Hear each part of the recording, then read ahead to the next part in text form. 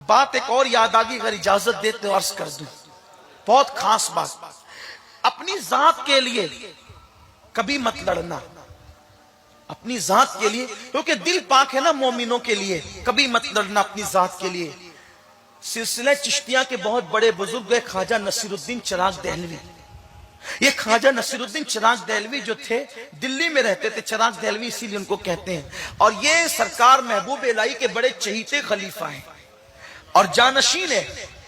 کچھ لوگوں نے، ظاہر بین لوگوں نے دیکھا کہ نصیر الدین چراغ دہلوی کی مقبولیت بہت ہے، دھیان سے سننا، پھر شاید اسی پہ بات اینڈ کر دوں گا، اور جو باتیں بچی ہے پھر کسی اجتماع میں اگر مجھے موقع مل گیا تو اس پر ہم بات کریں گے انشاءاللہ۔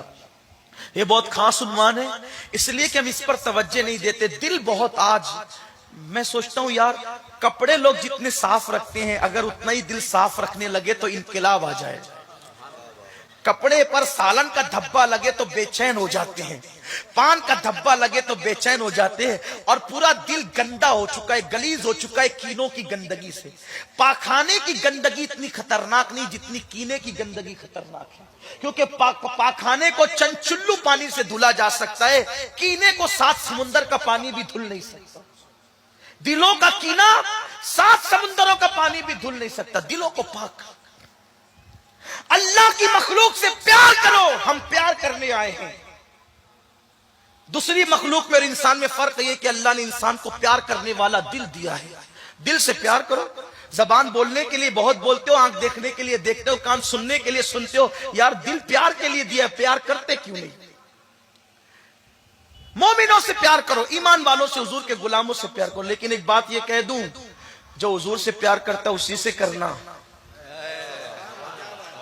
جس کے دل میں میرے محبوب کے لیے پیار نہیں ہے اس کے لیے ہمارا اعلان یہ، دشمن احمد پہ شدت کیجئے، ملحدوں کی کیا مروت کیجئے، غیظ میں جل جائے بے دینوں کے دل، یا رسول اللہ کی کثرت کیجئے، شرک ٹھہرے جس میں تعظیم حبیب، اس برے مذہب پہ لعنت کیجئے چرچا انہی کا صبح و شام، جانے کافر پر قیامت کیجئے، بیٹھتے اٹھتے مدد کے واسطے یا رسول اللہ کی کثرت کیجئے۔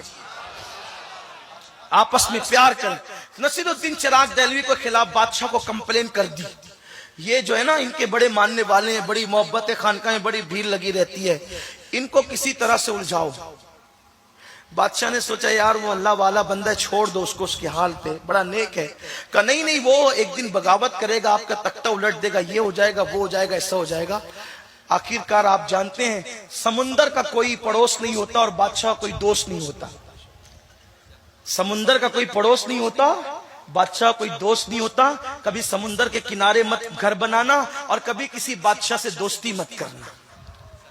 یہ کس نے نصیحت کی ہے پتہ ہے؟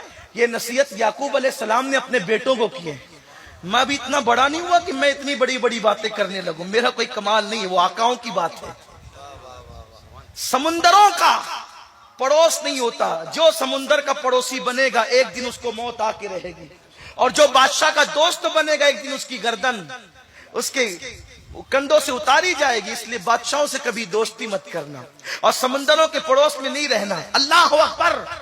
بادشاہ نے آخر بلایا، بلانے کے بعد کہا آپ بہت بڑی بڑی باتیں خانقاہ میں بیٹھ کر کے کرتے ہیں۔ کہا نہیں بھی ہم تو فقیر لوگ ہیں۔ کہا کہ نہیں میں نے سنا ہے کہ آپ میرے خلاف کہتے ہیں۔ کہا واللہ ہم نے آپ کے خلاف کبھی کوئی بات نہیں کی، ہم تو شریعت کی بات کرتے ہیں۔ کہا کہ آپ کی خانقاہ کے اندر جو ہے رقص و سرور کا معاملہ چلتا ہے۔ کہا واللہ ہمارے یہاں کوئی رقص و سرور نہیں ہے، بلکہ یار کی یاد میں ہم کبھی محفلیں سجاتے ہیں، اس محفل کا رنگ الگ ہوتا ہے، وہ رقص و سرور کی بات نہیں ہوتی۔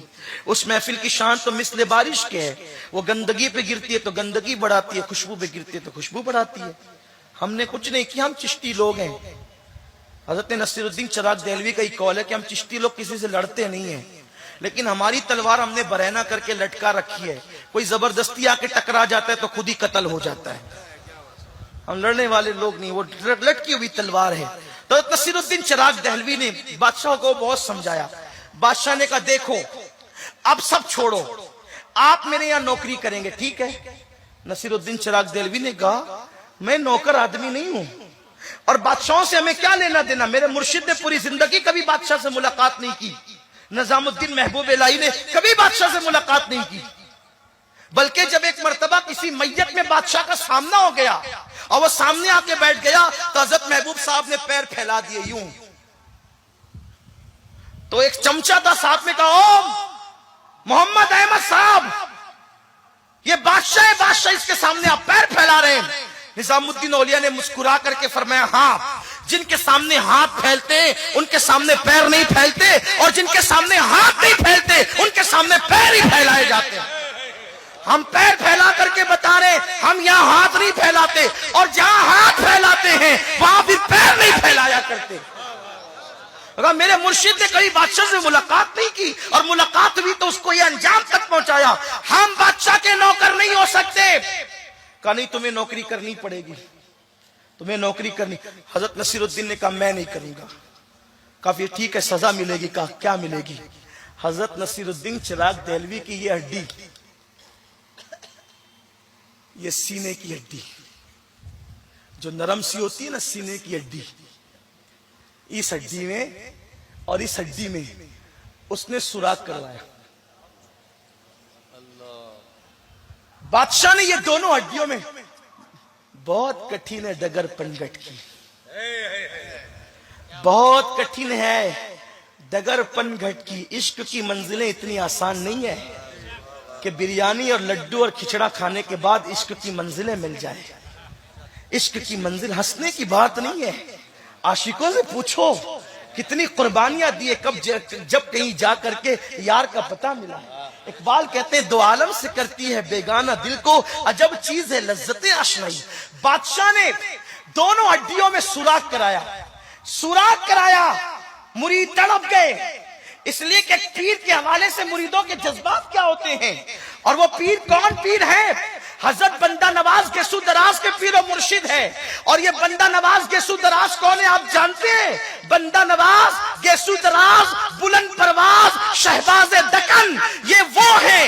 حضرت مخدوم اشرف جہانگیر سمنانی کہتے ہیں میں پوری دنیا گھوما لیکن گلبرگہ کی فضا جو مجھے راس آئی ہے پوری دنیا کے کسی شہر کی فضا مجھے راس نہیں آئی ہے.